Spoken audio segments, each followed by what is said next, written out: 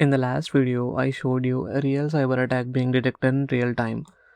Today, I'm going to show you exactly that. Every command, every config, nothing skipped.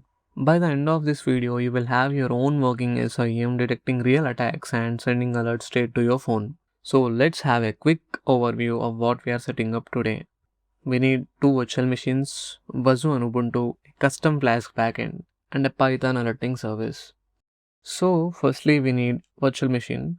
So install it from the virtualbox.org and create two virtual machines, one for Ubuntu and one for Kali. Give it 2 GB RAM and 2 cores with 20 GB storage, and same goes with Kali.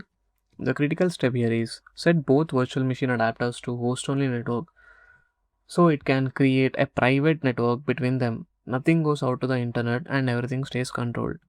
Now on your Ubuntu machine, let's install Wazuh. Wazuh has one line installer, so you have to run this as root. This installs everything: Wazuh Manager, Indexer, and Dashboard, which takes up to 10 minutes. When it finishes, it gives you a username and password. Save those. You need them to log in into your dashboard. Open a browser. Go to your Ubuntu IP. You will see the Wazuh dashboard. Log in. And this is your security operations center right there.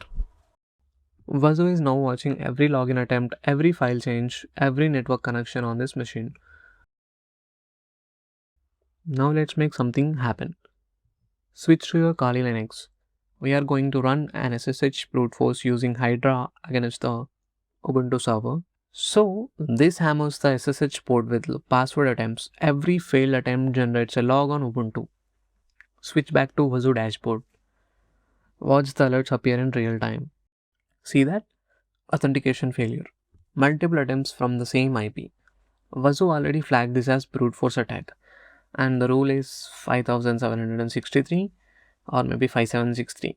So this is your SIEM working. Now Wazuh writes its alerts to a JSON file. I built a Flask that reads this file and serves the alerts as structured endpoints.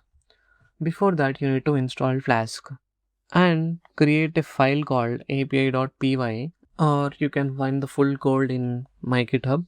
The link is in the description. Sudo python 3 api.py. Now the part everyone wanted to see.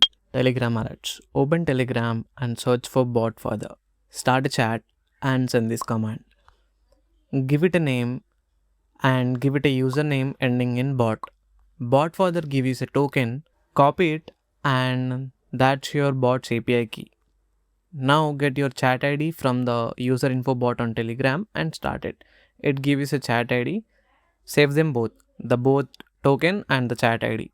Now in the alerting.py, you have to paste the chat ID and the token so that you can receive the notifications through Telegram.